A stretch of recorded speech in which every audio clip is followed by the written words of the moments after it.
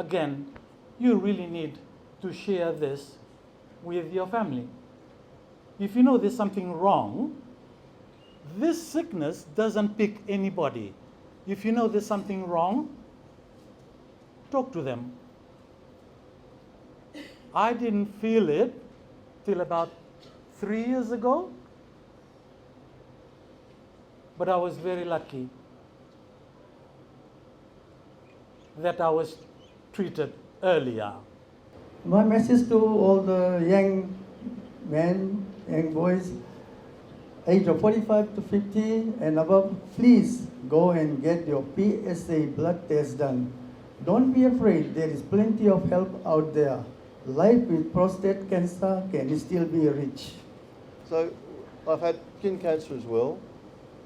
I've been through all this, and the medical profession looked after me very well, but as I say, I was lucky because the lump in my breast, I got it early, and the doctor took everything out. I'm 78 years of age, and I'm counting every day as a bonus, you know. So thanks a lot, medical profession. That's it. The journey, with the journey I went through, I learned that the most important thing in life is your family support.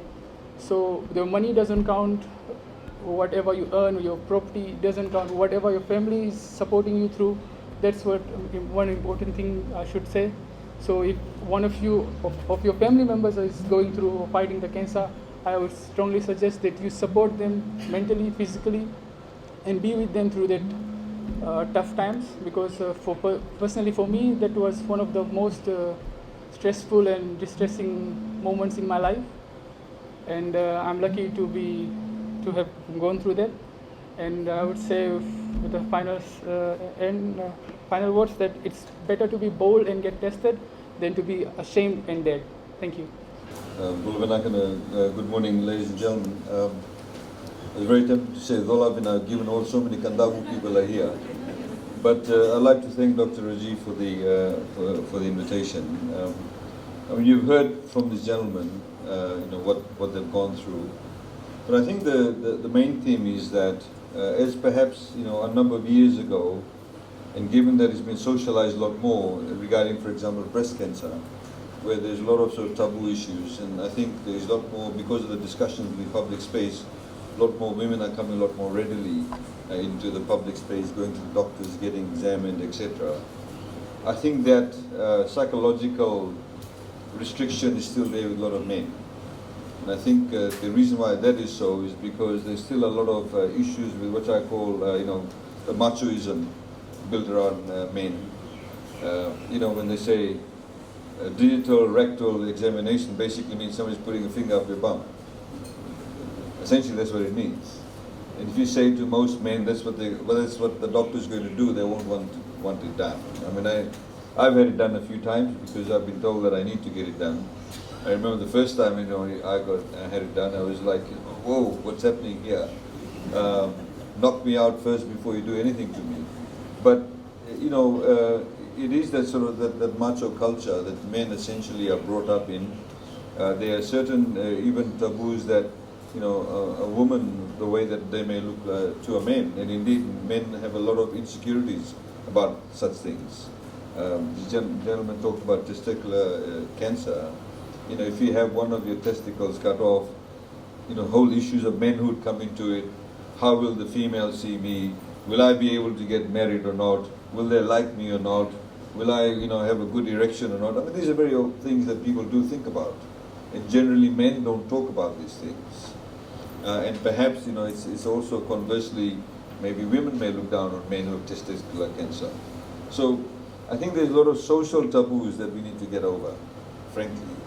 And it's more so, I think, a lot of, like I said, social norms restrict men from coming to public space regarding these issues.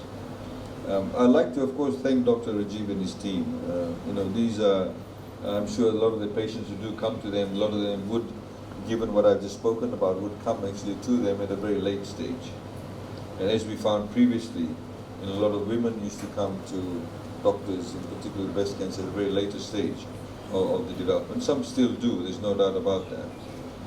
But I think, we need to be able to talk more about this. We need to be able to use the terms, as Lingo mentioned, need to be talked a lot more freely about it. Because the reality of the matter is there's no point being mandua if you're going to die about it. If you're going to die, what's the point?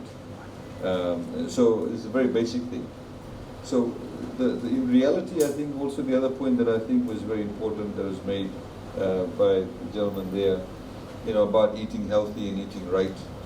It's interesting, with Fiji Airways now doing freight flights to USA, I was told that in the past few months, apart from Yongona, the second largest export that Fiji's had through this freight flights has been turmeric or haldi. Now everybody's now in USA and various other places have discovered turmeric, which has been used for centuries in subcontinental India, as the new superfood. So everybody now wants to eat haldi, or mix it in milk or water. In the same way, moringa, which is you had mentioned sajan. A lot of people in Sue area don't know about sajan. People in the West, the good people from the West know about sajan. So these are very basic foods, and they actually don't cost much at all. In fact, you can grow it in your backyard, and they grow in within 6 months. You can start harvesting the fruits from that. To be able to actually eat these healthy foods, there are a lot of healthy foods around, and of course do the exercise. I think is very, very important. Sometimes in your work it may be easier said than done. You do have to exercise, and of course watch your weight. But I'd like to thank everybody for your sharing of the experiences. I think men really need to come out in that respect, that they need to be able to take care of their health, be a bit more upfront about it. They do need the support of the family. A lot of them do get actually embarrassed to talk to even their spouses, if they have spouses, talk to their children or family members or even their parents, because it's seen as something, it's not a very manly thing to do. And I think there's nothing unmanly about talking about an illness that you may have. So please get over it. We need to be able to talk about it. It's not just about men coming out, it's also about women who need to be able to understand what they're going through, in the same way that we want people to understand if somebody's got breast cancer. And of course, as we know, breast cancer is not only restricted to females, males get it too. Again, when I mentioned to some people, I remember a few years ago, I said, that bloke's got breast cancer. What? He's got a breast? Well, actually, it's your chest. And the fact that you say that a male's got a breast cancer, they'll say, oh, they got big doo-doo, that's why. This kind of basic reaction. And, it may sound a bit trite to say it publicly, but essentially that's what's talked about in everyday life. So we need to be able to get over these things because essentially it affects our health. But I think, ladies and gentlemen, I'd like you to put your hands together twice. Firstly, for these gentlemen who've come out here and spoken about the experiences, please put your hands together. And also for Dr. Rajiv and his team, they of course dealing with this, all the nurses. I wish you a very good day. Thank you.